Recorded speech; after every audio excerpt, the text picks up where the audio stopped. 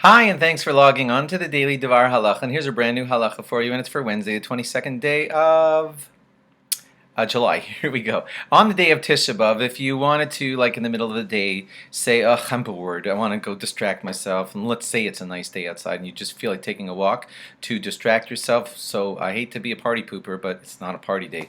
It's usser. Just to take a walk to distract yourself is not in the right theme of how it's supposed to be on Tisha B'Av. If you have free time on Tisha B'Av, you're supposed to just take the things that we're supposed to be taking to heart, learn the facts of Tisha B'Av. We listed for you the things that you're allowed to learn, and keep your mind focused on repentance all day if possible. I know that's difficult.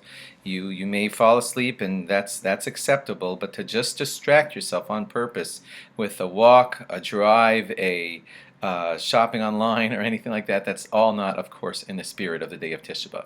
Sitting on chairs, is one of those few prohibitions that's only prohibited for part of the day on Tisha B'Av. We sit on low to the ground from the beginning of Tisha B'Av until the middle of the day on Sunday, in the middle of the fast, and that'll be at a little after 1, depending on what city you're in. And at that time, that's when you can move up into regular chairs. When we say sit low to the ground, we mean lower than 12 inches. So a milk crate might be an okay thing to sit on if it's less than 12 inches from the ground. A pillow, a very low lawn chair, or stuff like that. But you don't sit in regular chairs until after the middle of the daytime. If possible, try not to do any of your regular work, if that is at all possible. No buying and selling, don't go online, don't shop, as we just said. In general, wherever malacha work is not supposed to be done and you end up doing work, don't expect to see any siman bracha, any goodness come out of that work, because that's the facts of Tisha B'Av. Work is not going to bring you blessing.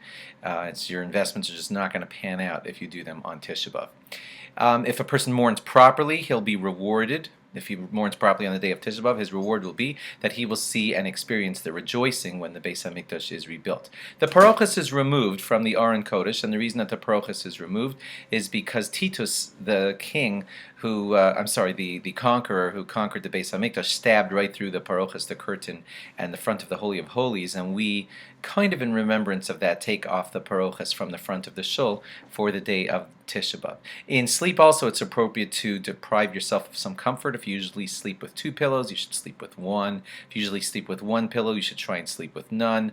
Something like that to get yourself in the spirit of the day of Tisha B'Av. And if a person has to do business, then he should at least try to have it happen in the second half of the day, afternoon. Those are pretty much the only 2 prohibitions that change after the middle of the day, is that then you can sit on a higher chair, and then you can do desperately important business. And also, you don't put on your talis and tefillin until after, in the middle of the day, when it's going to be mincha time. Thanks for logging on, and log on again tomorrow for more. Bye-bye.